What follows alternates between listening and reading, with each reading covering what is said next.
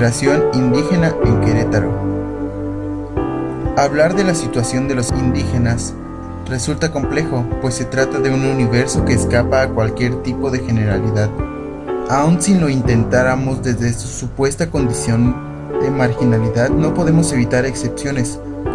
por el contrario, muchas realidades rebasarían nuestra concepción acerca del término, ya que no debemos dejar de lado que estudios sobre la pobreza vinculados a población indígena no han incluido sus costumbres y usos como factores importantes que deberían rescatarse en los proyectos de desarrollo, ya que los apoyos destinados a ciertas comunidades no son acordes con las características culturales de dichos grupos étnicos. Si bien las principales crisis económicas del país han creado la necesidad de los campesinos de implementar estrategias de supervivencia que los alejan del campo, a veces para mejorar sus condiciones de vida y otras afectando negativamente a la economía doméstica. Para los indígenas el problema se vuelve más complejo. La mayoría han sido despojados de sus tierras, sometidos a la represión de terratenientes y a la carencia de títulos oficiales, además de habitar casi siempre en zonas que no cuentan con la infraestructura necesaria para sobrevivir en un siglo en donde la educación, la salud y las comunicaciones dependen del Estado. Todos estos factores han ocasionado diversos movimientos poblacionales, movimientos que no solo son dirigidos hacia las grandes ciudades, sino que significativamente se proyectan hacia otras zonas urbanas o incluso rurales, como es el caso de los jornaleros.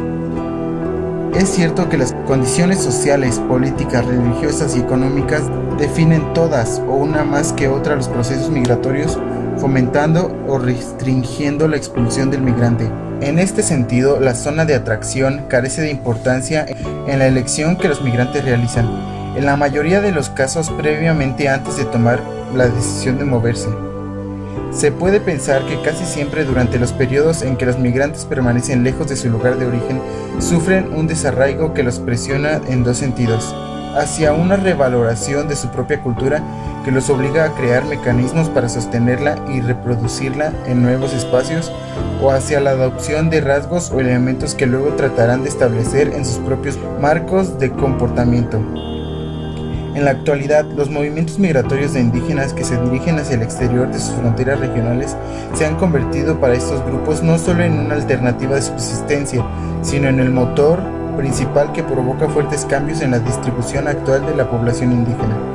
Hasta mediados del presente siglo, los grupos indígenas de México habían permanecido concentrados esencialmente en un conjunto de enclaves más o menos acotados, cuyos territorios compartían en muchos casos con diversos sectores sociales, particularmente con el de los mestizos. Muchos de esos territorios eran sus antiguas demarcaciones históricas, que por derecho habían podido mantener en su poder, y otros los espacios comunitarios donde fueron orillados a permanecer, ya sea por las disposiciones derivadas de las sucesivas políticas gubernamentales o por una larga historia de fundaciones, reubicaciones, congregaciones forzadas, invasiones, guerras y despojos. No se debe perder de vista que la migración indígena como fenómeno solo puede explicarse a partir de cada caso, pues las características particulares atienden, según otras experiencias, a condiciones específicas de las regiones en que habitan los migrantes, o bien a su desarrollo histórico y en el nivel económico en el que pueden acceder. Es interesante observar, a partir de estudios realizados por el Instituto Nacional Indigenista, que las etnias que presentan el más alto porcentaje de migración respecto a su población total son aquellas que tienen un menor número de habitantes de lengua materna.